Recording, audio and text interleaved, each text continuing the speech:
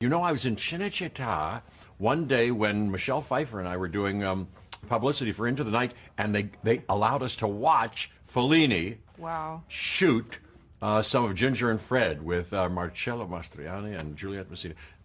And I watched a day.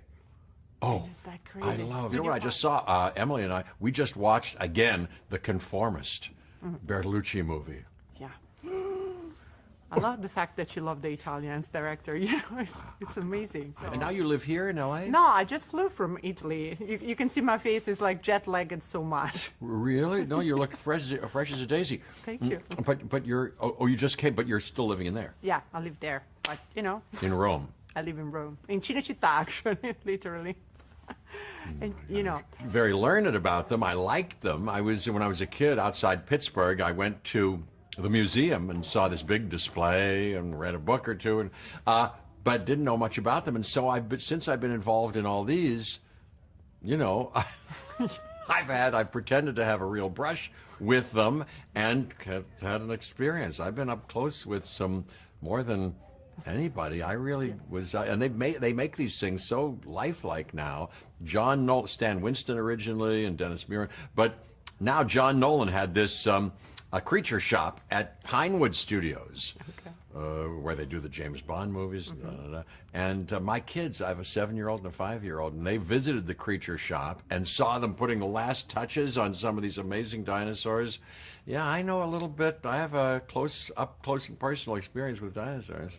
Yeah, and also, you know, one of the things is, as you were saying, the impact that our action have on the environment. Yeah, How much is important, in particular for the younger generation that will watch the movie and will grow, you know, with the idea that it's important to respect everybody on this planet. I have kids, like I say, and I'm trying to give them an idea about, you know, cleaning up after themselves and the whole environment and being a steward on this spectacular planet. You know, and making sure that we live in accordance with nature, like my character says, and, you know, with respect for nature, and make things nice. I mean, that's one of the reasons why the original Jurassic Park was written. I mean, it was created by Michael Crichton in part to teach us about evolution and DNA and the possibilities of genetic power, but also to warn us as a cautionary tale that if we don't develop our humanity as much as we're developing our technology, we're gonna kill each other. Yeah. You know,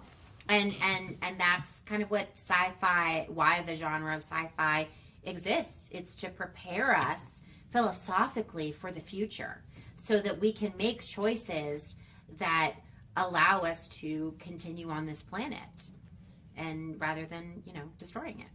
Yeah. What do you think? I agree, yeah, I agree. These films are about something more than dinosaurs. They're about genetic power and the danger that exists in meddling with the natural world on this level. And so I focused on Ellie Sattler's character and her history as a paleobotanist, which was a really interesting job to give a character. And so we wanted to make sure we built a plot that represented her warning in Jurassic Park to John Hammond that, you know, it's out now and what's the worst possible thing that could happen. And so the global stakes really come from her. It's of the utmost importance over everything. Likewise with this previous message as well that you just mentioned, all those things feel useful, and especially with a movie that touches so many people and that so many people enjoy. It's lovely to have something that feels ultimately very useful for the world to share. So yeah, together.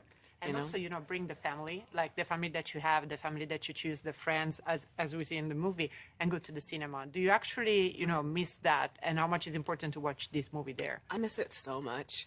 You know, I miss it. And not for nothing, because also we're now in a time where we're just so, it's so rare that we're ever present. You know, we're just multitasking all the time. We're on our phones, da-da-da-da. And when you're in the theater, that's it. That's the activity. You know, if you're on your phone in a movie theater, someone's looking at you like, or they're going to yell at you now, especially, and be like, turn it off. You're distracting me, you know? But being surrounded by this score, you know, watching a film that's been shot on film, whew, different. It's very different. You know, I had the good fortune, and I'm thankful that Colin was like, no, we're not sending screeners. Like, I'm not sending this for you to watch on your computer. No, we're going to do a proper, you know, cast screening of this movie.